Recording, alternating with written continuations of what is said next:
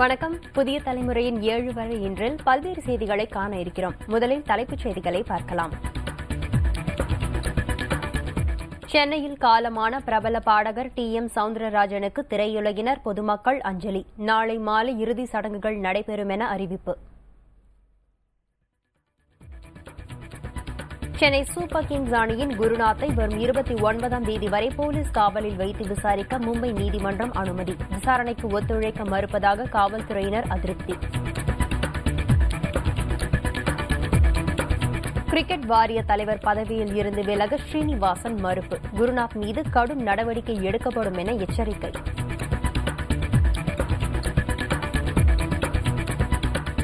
சேலம் கரூர் இடையே அகல பாதையில் ரயில் சேவை தொடக்க விழா. திங்கட்கிழமை முதல் பயணிகள் ரயில் சேவை.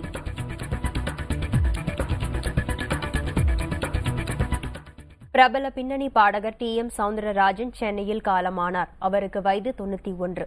கடந்த சில நாட்களாக உடல்நலக் குறைவால் பாதிக்கப்பட்டிருந்த அவர் மருத்துவமனையில் சிகிச்சை பெற்று வீடு திரும்பினார். இந்நிலையில் அவர் இன்று மாலை சென்னை மந்தவெளியில் உள்ள அவரது இல்லத்தில் காலமானார். 1946ஆம் ஆண்டு முதல் 2007ஆம் ஆண்டு வரை பல்வேறு திரைப்படங்களில் பாடியுள்ள அவர் ஆயிரக்கணக்கான பாடல்களை பாடியுள்ளார். குறிப்பாக ஒரே சமயத்தில் திரையுலகில் ஜாம்பவான்களாக விளங்கிய எம்ஜிஆர், சிவாஜி ஆகியோருக்கு அதிக அளவில் பாடல்களை பாடியுள்ளார். டி.எம். சவுந்தரராஜன் பாடிய பாடல்கள் அந்தந்த நடிகர்களை கண்முன்னால் கொண்டு வந்து நிறுத்தும். காதல், வீரம், சோகம், நையாண்டி என எந்த வடிவத்தில் பாடல்களை பாடுவதிலும் புகழ்பெற்றவர் டி.எம். சவுந்தரராஜன். ஏராளமான பக்தி பாடல்களை, குறிப்பாக முருகன் பாடியும் ரசிகர்களை மனங்களில் இடம் பிடித்தவர். டி.எம். சவுந்தரராஜன் பாடிய பல்வேறு திரைப்பட பாடல்கள் காலத்தால் அழியாதவையாக விளங்குகின்றன. உடல்நலக்குறைவால் உயிரிழந்த பின்னணி பாடகர் டி.எம். சவுந்தரராஜன் தமிழ் உட்பட பல்வேறு மொழிகளில் 10,000க்கும் மேற்பட்ட பாடல்களை பாடியுள்ளார். பின்னணி பாடகர் டி.எம். சவுந்தரராஜன் 1922ஆம் ஆண்டு மார்ச் மாதம் 24ஆம் தேதி மதுரையில் பிறந்தார். 7 வயதில் இருந்தே சங்கீதம் கற்றுக்கொண்ட அவர் 1946ஆம் ஆண்டு அவர் திரைத்துறையில் அடியெடுத்து வைத்தார். கிருஷ்ண விஜயம் என்ற படத்தில் அவர் பாடுவதற்கு வாய்ப்பு கிடைத்தது. இதையடுத்து மந்திரிகுமாரி, தேவகி, சர்வாதிகாரி ஆகிய படங்களிலும் பாடுவதற்கு சவுந்தரராஜனுக்கு வாய்ப்பு கிடைத்தது. 1950 மற்றும் 60களில் திரையுலகில் கொடிக்கட்டி பறந்த எம்ஜிஆர், சிவாஜி ஆகியோருக்கு ஏராளமான பாடல்களை பாடியுள்ளார் சவுந்தரராஜன். அதேபோல அடுத்தடுத்த தலைமுறை நடிகர்களுக்கான ஜெய்சங்கர் முதல் ரஜினிகாந்த் வரை பலருக்கு பின்னணி பாடகி பாடியுள்ளார்.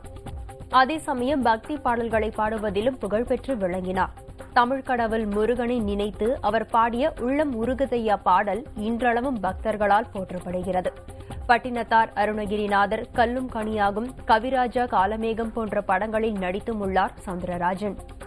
1991ஆம் ஆண்டில் ஞானப்பறவை என்ற படத்திற்கு பிறகு சவுந்தரராஜனுக்கு அவ்வளவாக வாய்ப்பு கிடைக்கவில்லை.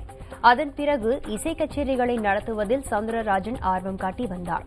கடைசியாக 2010ஆம் ஆண்டில் உலக தமிழ் செம்மொழி மாநாட்டுக்காக ஏ.ஆர். ரஹ்மான் இசையில் உருவான பிறப்புக்கும் எல்லா உயிருக்கும் என்ற பாடலுக்கு பல பாடகர்களோடு இணைந்து சவுந்தரராஜனும் பின்னணி பாடியிருந்தார். தமிழக அரசின் கலைமாமணி விருது உட்பட ஏராளமான விருதுகளை பெற்றுள்ள டி.எம். சவுந்தரராஜனுக்கு கடந்த 2003ஆம் ஆண்டில் மத்திய அரசு பத்மஸ்ரீ விருது வழங்கி கௌரவித்தது. டி.எம். சவுந்தரராஜன் குறித்த நினைவுகளை பகிர்ந்து கொள்கிறார் கவிஞர் வைரமுத்து. மனம் கனத்து போய் கிடக்கிறது. கண்கள் தம்மை அறியாமல் கண்ணீரை பெருக்குகின்றன. டி.எம்.எஸ். என்ற மனிதன் வெறும் பாடகன் மாத்திரமல்ல, தமிழ்நாட்டு சரித்திரத்தோடு தன் குரலை கலந்து வளர்ந்த பெருமகன். என்னுடைய பிஞ்சு வயதிலிருந்து அவர் பாடல் கேட்டுத்தான் வளர்ந்திருக்கிறேன். 40களில் 50களில் பிறந்தவர்கள் யாரும் டி.எம்.எஸ். குரலை தவிர்த்து விட்டு வளர்ந்திருக்க முடியாது.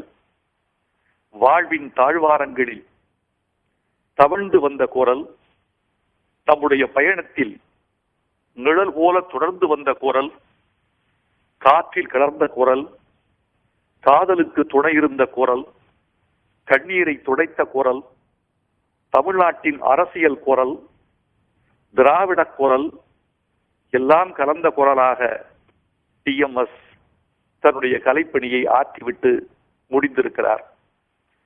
தியாகராஜ பாகவதரின் குரலை கண்டு அதை நகலெடுத்து பாடத் தொடங்கிய டிஎம்எஸ் பின்னாளில் அவர் பாணியிலிருந்து முற்றும் விடுபட்டு தனக்கென்று ஒரு சொந்த பாணியை உண்டாக்கி கொண்டார்.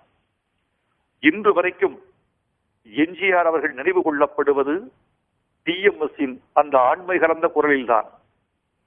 சிவாஜி அவர்கள் நினைவு கூறப்படுவது டிஎம்எஸ் அவர்களின் அந்த கவலை தோய்ந்த குரலில்தான்.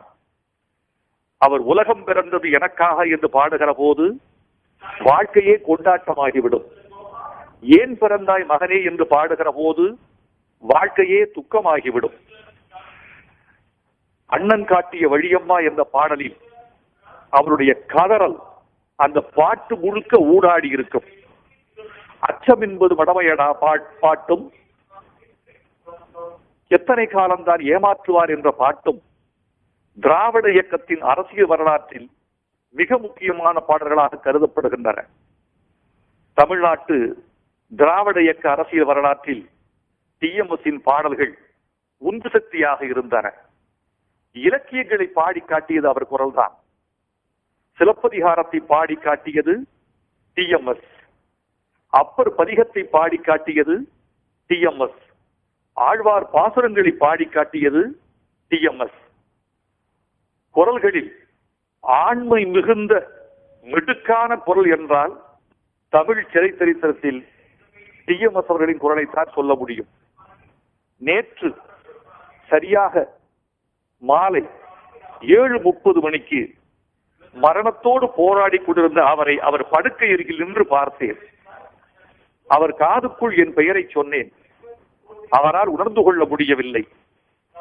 மரணத்திற்கு பக்கத்தில் அந்த மனிதன் போராடி கொண்டிருந்த போது என் மனது வெடித்து விடும் போல் இருந்தது. சட்டி சுட்டதடா கை விட்டதடா என்று பாடியவர், வீடு நோக்கி ஓடி வந்த என்னையே என்ற பாடலை உயிர் கொடுத்து பாடியவர் இன்று நம்மோடு இல்லை. காற்றில் அவர் குரல் என்றென்றும் மிதந்து கொண்டே இருக்கும். பாடல் பழகுகிறவன் அவர் பாடலை பாடாமல் பழக முடியாது. வீடு வரை உறவு, வீதி வரை மனைவி, காடு வரை பிள்ளை, கடைசி வரை டிஎம்எஸ். பிரபல பின்னணி பாடகி எஸ் ஜானகி மறைந்த டிஎம்எஸ் தொடர்பான தமது நினைவுகளை பகிர்ந்து கொள்கிறார். ரொம்ப கஷ்டமா இருக்குங்க அவர் போனது நினைச்சா. நான் ஃபீல்டுக்கு வந்ததுல இருந்து அவரோட நிறைய பாட்டு பாடிருக்கேன். நிறைய பாட்டுன்னா சொல்ல முடியல, அவ்வளோ நல்ல சாங்ஸ், நல்ல நல்ல சாங்ஸ் எல்லாம் பாடிருக்கேன். அவர் பார்த்தப்போ எல்லாம் ரொம்ப நல்லா பேசுவாரு. எனக்கு ரொம்ப கஷ்டமா இருக்கு என்ன சொல்றது அவரை பத்தி. அவர் சில சாங்ஸ் அவர் தான் பாடணும், வேற யார் பாடினாலும் அந்த பியூட்டி வராது, டெஃபினட்டா வராது. அவர் தான் பாடணும். அந்த மாதிரி சிங்கர் அவரு. ரொம்ப கஷ்டமா இருக்கு. எப்போ மெட்ராஸ் வந்தப்போ பார்க்கலாம் நினைச்சேன். கல்யாணத்துக்கு கூப்பிட்டாரு, வர முடியல, எனக்கு கண்ணு ஆபரேஷன் ஆச்சு. திரும்ப சென்னைக்கு வந்தப்போ பார்க்கலான்னு நினைச்சேன். இதுக்குள்ள அவரு போயிட்டாரு. ரொம்ப கஷ்டமா இருக்கு, ரொம்ப கஷ்டமா இருக்கு. நல்லா ஒரு ஆத்மாக்கு சாந்தி கிடைக்கட்டும். வீட்டுல எல்லாரும் கஷ்டப்படாம நல்லா இருக்கட்டும், நல்லா இருக்கட்டும். மறைந்த பின்னணி பாடகர் டிஎம் சௌந்தரராஜனின் உடலுக்கு நடிகர் சிவகுமார் உள்ளிட்ட திரையுலகினர் அஞ்சலி செலுத்தினர்.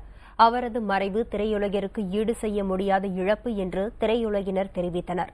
5 தலைமுறை நடிகர்களுக்கு டிஎம் சௌந்தரராஜன் பின்னணி பாடியவர் என்றும் திரையுலகினர் புகழாரம் சூட்டினர். அவர் வேலை பார்க்காத ஸ்டுடியோக்கள் கிடையாது, அவர் பாடாத நடிகர் கிடையாது. ராமராவ் பாடியிருக்கிறாரு, நாகேஸ்வரராவ் பாடியிருக்கிறாரு, ராஜ்குமார் பாடியிருக்கிறாரு, நசீர் பாடியிருக்கிறாரு. அத்தனை பேருக்கும் பாடிய ஒரு மகத்தான சவுந்தரராஜன் ஒரு லெஜண்ட். அந்த இடங்கள்லாம் ஈஸியாக அடைக்க முடியாது. பக்தி பாடல் எடுத்துக்கிட்டீங்கன்னா கற்பனை என்றாலும் கச்சலை என்றாலும் கந்தனே முனை மறைவேன் ஒரு பாட்டு பாடியிருக்கிறார். அதை மாதிரி ஒரு பல்லாயிரக்கணக்கான பாடல்களை பாடின ஒரு மகத்தான மனிதர். அது மாதிரி ஒரு பாடகரின்மேட்டு வர்றதும் கஷ்டம், பொறுக்கிறதும் கஷ்டம்.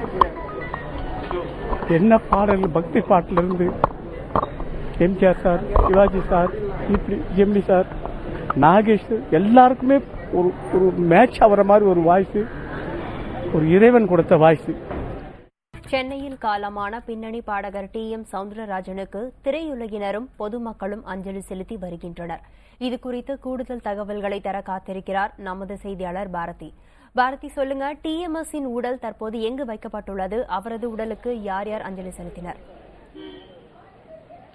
தமிழகத்தை பொறுத்த வரைக்கும் பல்வேறு சிறப்புகள் இருந்தாலும் அனைத்து தரப்பு நடிகர்களுக்கும் சரி, நடிகைகளுக்கும் சரி, மிக பிடித்தமான பாடல் பாடுபவராக இருந்தாலும் யாரா இருந்தாலும் சரி, அவருக்கு எப்பயும் ஒரு தனிப்பட்ட மரியாதை TM சவுந்தரராஜன் இருக்கும். அப்படிப்பட்ட ஒரு சிறப்பு வாய்ந்த ஒரு மனிதர் தான் இன்று மாலை 3:30 மணிக்கு மூச்சு திணறால் அவருடைய சொந்த வீடான மந்தவெளியில் இருக்கக்கூடிய ஒரு சொந்த வீட்டில் மறைந்திருக்காரு. கடந்த சில தினங்களா மூச்சு திணறல் காரணமாக மயிலாப்பூரில் இருக்கக்கூடிய ஒரு தனியார் மருத்துவமனையில் அனுமதிக்கப்பட்டிருந்த அவர் இன்று மாலை 3:30 மணிக்கு இறந்திருக்காரு. அவரது உடலுக்கு திரையுலகத்தைச் சேர்ந்த சிவகுமார், அப்புறம் சங்கர் கணேஷ், வாணி ஜெயராம், அப்புறம் மனோ உள்ளிட்ட பல்வேறு விதமான பாடல்கள் நேரடியாக அஞ்சலி செலுத்திட்டு இருக்காங்க.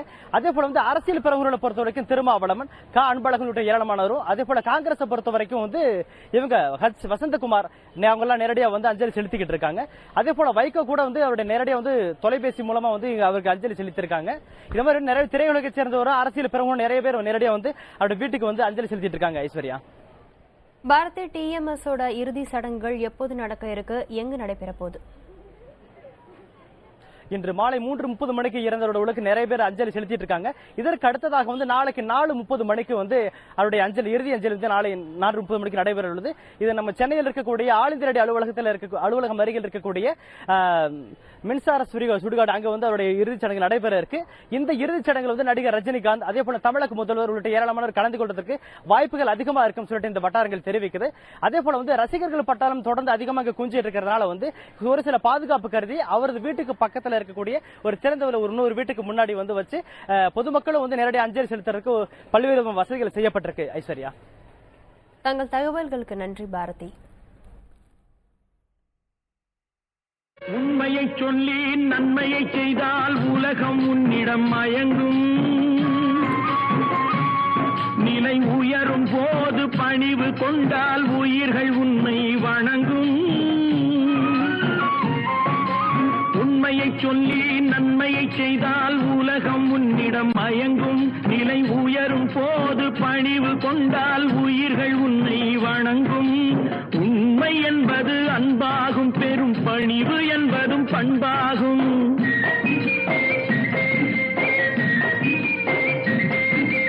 உண்மை என்பது அன்பாகும், பெரும் பணிவு என்பது பண்பாகும். இந்த 4 கட்டளை அறிந்த மனதில் எல்லா நன்மையும் உண்டாகும், எல்லா நன்மையும் உண்டாகும்.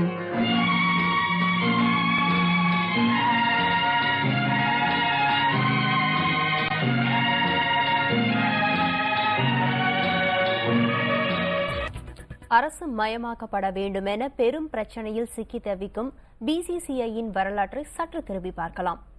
இந்தியா சுதந்திரம் அடைவதற்கு முன்பிலிருந்தே சுயாட்சி அமைப்பாக செயல்பட்டு வரும் விளையாட்டு அமைப்பாக உள்ளது BCCI. இந்தியாவில் உள்ள கிரிக்கெட் அமைப்புகளை செயல்படுத்தும் விதமாக செயல்பட்டு வந்த கல்கத்தா கிரிக்கெட் கிளப் 1928ஆம் ஆண்டு BCCI எனும் அமைப்பாக உருவெடுத்தது. அன்றிலிருந்து மாநில வாரியாக உள்ள கிரிக்கெட் சங்கங்களை கட்டுப்படுத்துவது, அந்த சங்கங்களிலிருந்து BCCI அமைப்பின் நிர்வாகிகளை தேர்ந்தெடுப்பது என பணிகளை செய்து வருகிறது. சர்வதேச கிரிக்கெட் வாரியத்தின் அங்கம் வகிக்கும் BCCIக்கு தேசிய அணிக்கான வீரர்களை தேர்வு செய்வது, நடுவர்களை நியமிப்பது, இந்திய வீரர்கள் உள்நாடுகளிலும் வெளிநாடுகளிலும் நடைபெறும் போட்டிகளில் பங்கேற்க அனுமதி வழங்குவது போன்ற அனைத்து உரிமைகளும் இருக்கின்றன. BCCI மாநில வாரியாகவும் மண்டல வாரியாகவும் அணிகளை பிரித்து போட்டிகளை நடத்துகிறது. 5 மண்டலங்களைச் சேர்ந்த 27 மாநில அணிகள் BCCIயின் அங்கமாக இருக்கின்றன. உலகிலேயே பணக்கார விளையாட்டு அமைப்புகளில் ஒன்றாக BCCI செயல்பட்டு வருகிறது. ஆண்டொன்று அந்த அமைப்பு 1000 கோடி ரூபாய்க்கும் வருமானம் ஈட்டும் அமைப்பாக இருக்கிறது. 2010-2011ஆம் ஆண்டில் நிதியாண்டில் மட்டும் அந்த அமைப்பு 860 கோடி ரூபாய் வருமானம் ஈட்டியதாக தகவல்கள் தெரிவிக்கின்றன. விளையாட்டு உபகரணங்கள் வழங்கும் நிறுவனங்களின் ஸ்பான்சர்ஷிப், ஒளிபரப்பு உரிமைக்கான தொகை, அணியின் விளம்பரதாரர் உரிமைக்கான ஸ்பான்சர்ஷிப் என பல்வேறு ஒப்பந்தங்கள் மூலம் BCCIக்கு 2000 கோடி ரூபாய்க்கும் மேல் கிடைப்பதாக தெரிகிறது. ஆனால் தன்னாட்சி அமைப்பாக இருப்பதால் இதற்கான கணக்கு விவரங்களை பொதுமக்கள் முன் வைக்க வேண்டிய நிர்பந்தம் பிசிசிஐக்கு கிடையாது. ஐபிஎல் போட்டிகளை ஆரம்பித்த பின்னர் தொலைக்காட்சி ஒளிபரப்பு உரிமம், இணையதள ஒளிபரப்பு உரிமம் என வர்த்தக நோக்கில் ஆயிரக்கணக்கான கோடி ரூபாய்களை ஈட்டியுள்ளதாக தகவல்கள் தெரிவிக்கின்றன. ஐபிஎல் வருமானம் மூலம் நாட்டில் உள்ள கிரிக்கெட் மைதானங்களை மேம்படுத்த 75,000 கோடி ரூபாய் ஒதுக்கப்படும் என கடந்த 2006ஆம் ஆண்டு அப்போதைய ஐபிஎல் தலைவர் லலித் மோடி அறிவித்தார். மைதான பராமரிப்பே இத்தனை கோடிகள் என்றால் வருமானமும் வைப்பு தொகையும் எவ்வளவாக இருக்கும் என அப்போதைய கேள்விக்கணைகள் எழுந்தன.